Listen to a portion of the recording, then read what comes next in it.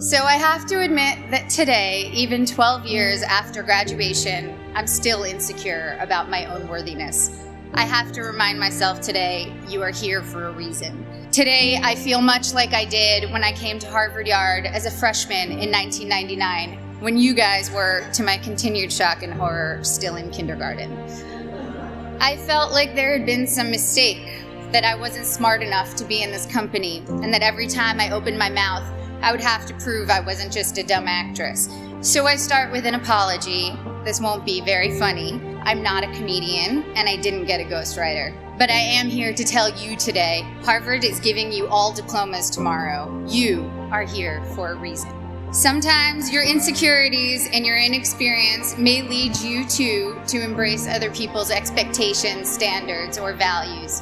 But you can harness that inexperience to carve out your own path, one that is free of the burden of knowing how things are supposed to be, a path that is defined by its own particular set of reasons. The other day, I went to an amusement park with my soon-to-be 4-year-old son, and I watched him play arcade games. He was incredibly focused, throwing his ball at the target. Jewish mother that I am, I skipped 20 steps and was already imagining him as a major league player with what his aim and his arm and his concentration. But then I realized that when he won, he was playing to trade in his tickets for the crappy plastic toys. The prize was much more exciting than the game to get it. I, of course, wanted to urge him to take joy in the challenge of the game, the improvement upon practice, the satisfaction of doing something well, and even feeling the accomplishment when achieving the game's goals. But all of these aspects were shaded by the little 10-cent plastic men with sticky, stretchy blue arms that adhere to the walls. That was the prize. In a child's nature, we see many of our own innate tendencies. I saw myself in him, and perhaps you do too. Prizes serve as false idols everywhere. Prestige, wealth, fame, power. You will be exposed to many of these, if not all. Of course, part of why I was invited to come speak today, beyond my being a proud alum, is that I've accrued some very coveted toys in my life, including a not-so-plastic, not-so-crappy one, an Oscar. So we bump up against a common trope, I think, of the commencement address, people who have achieved a lot telling you that the fruits of achievement are not always to be trusted. But I think that contradiction can be reconciled and is in fact instructive. Achievement is wonderful when you know why you're doing it, and when you don't know, it can be a terrible trap. I went to a public high school on Long Island, Syosset High School. The girls I went to school with had Prada bags and flat-ironed hair, and they spoke with an accent I, who had moved there at age 9 from Connecticut, mimicked to fit in. Florida oranges, chocolate cherries. Since I'm ancient and the internet was just starting when I was in high school, people didn't really pay that much attention to the fact that I was an actress. I was known mainly at school for having a backpack bigger than I was and always having whiteout on my hands, as I hated seeing anything crossed out in my notebooks. I was voted for my senior yearbook most likely to be a contestant on Jeopardy, or Code for nerdiest. When I got to Harvard, just after the release of Star Wars Episode 1, I knew I would be starting over in terms of how people viewed me. I feared people would assume I had gotten in just for being famous, and that they would think I was not worthy of the intellectual rigor here, and they would not have been far from the truth. When I came here, I had never written a 10-page paper before.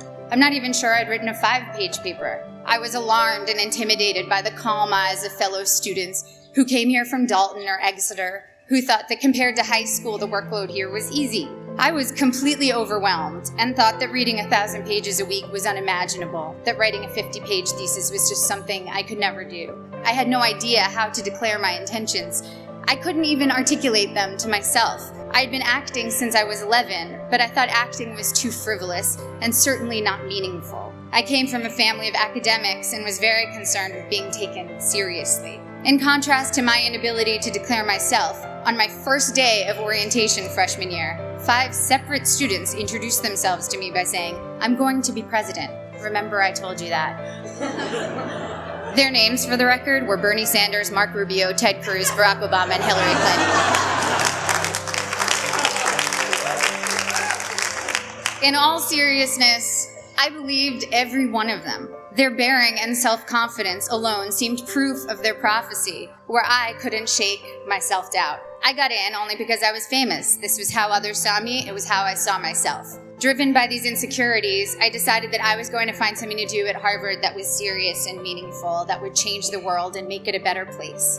At the age of 18, I had already been acting for 7 years and assumed I'd find a more serious and profound path in college. So freshman fall, I decided to take neurobiology and advanced modern Hebrew literature because I was serious and intellectual. Needless to say, I should have failed both. I got B's for your information, and to this day, every Sunday, I burn a small effigy to the pagan gods of great inflation. But as I was fighting my way through Aleph Bet Yehoshua in Hebrew and the different mechanisms of neural response, I saw friends around me writing papers on sailing and pop culture magazines, and professors teaching classes on fairy tales and the Matrix. I realized that seriousness was its own kind of trophy, and a dubious one. A pose I sought to counter some half-imagined argument about who I was. There was a reason I was an actor. I love what I do. And I saw from my peers and my mentors that that was not only an acceptable reason, it was the best reason. When I got to my graduation, sitting where you sit today, after 4 years of trying to get excited about something else, I admitted to myself that I couldn't wait to go back and make more films. I wanted to tell stories, to imagine the lives of others, and help others do the same. I had found, or perhaps reclaimed, my reason. You have a prize now, or at least you will tomorrow. The prize is a Harvard degree in your hand. But what is your reason behind it? My Harvard degree represents for me the curiosity and invention that were encouraged here, the friendships I've sustained, the way Professor Graham told me not to describe the way light hit a flower, but rather the shadow that the flower cast, the way Professor Scarry talked about theater as a transformative religious force, how Professor Coslin showed how much of our visual cortex is activated just by imagining. Now granted, these things don't necessarily help me answer the most common questions I'm asked. What designer are you wearing? What's your fitness regime? Any makeup tips? But I have never since been embarrassed to myself ask what I might previously have thought was a stupid question. My Harvard degree and other awards are emblems of the experiences which led me to them. The wood-paneled lecture halls, the colorful fall leaves, the hot vanilla at Toscanini's, reading great novels in overstuffed library chairs, running through dining halls screaming, ooh, ah, city step, city step, city step, city step. Woohoo! It's easy now to romanticize my time here, but I had some very difficult times here too. Some combination of being 19, dealing with my first heartbreak, taking birth control pills that have since been taken off the market for their depressive side effects, and spending too much time missing daylight during winter months led me into some pretty dark moments, particularly during sophomore year. There were several occasions I started crying in meetings with professors, overwhelmed with what I was supposed to pull off when I could barely get myself out of bed in the morning. Moments when I took on the motto for my schoolwork, done, not good.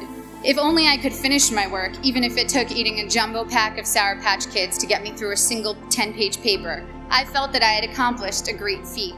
I'd repeat to myself, done, not good.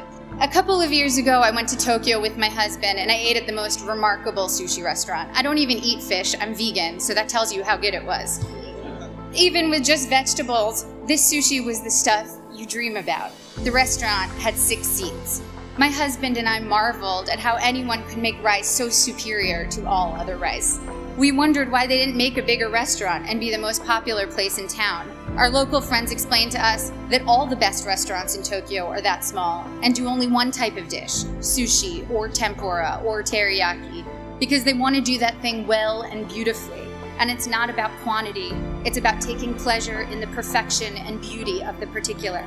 I'm still learning now that it's about good and maybe never done, that the joy and work ethic and virtuosity we bring to the particular can impart a singular type of enjoyment to those we give to, and of course to ourselves. In my professional life, it also took me time to find my own reasons for doing my work. The first film I was in came out in 1994, again, appallingly, the year most of you were born.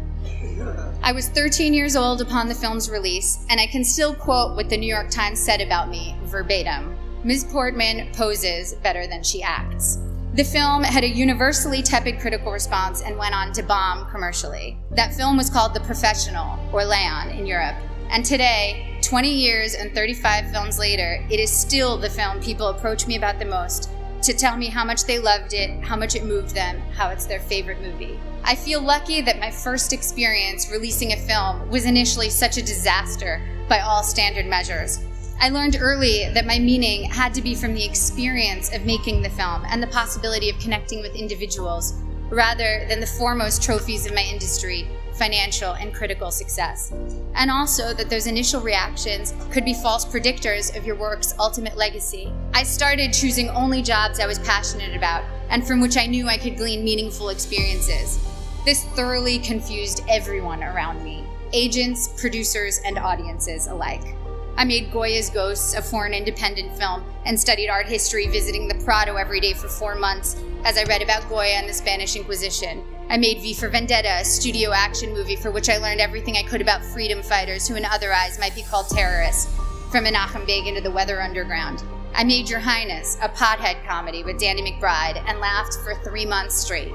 I was able to own my meaning and not have it be determined by box office receipts or prestige. By the time I got to making Black Swan, the experience was entirely my own. I felt immune to the worst things anyone could say or write about me, and to whether an audience felt like going to see my movie or not. It was instructive for me to see that for ballet dancers, once your technique gets to a certain level, the only thing that separates you from others is your quirks, or even flaws. One ballerina was famous for how she turned slightly off balance. You can never be the best technically. Someone will always have a higher jump or a more beautiful line. The only thing you can be the best at is developing your own self. To quote one of my favorite thinkers, Abraham Joshua Heschel, to be or not to be is not the question. The vital question is how to be and how not to be. Thank you. I can't wait to see how you do all the beautiful things you will do.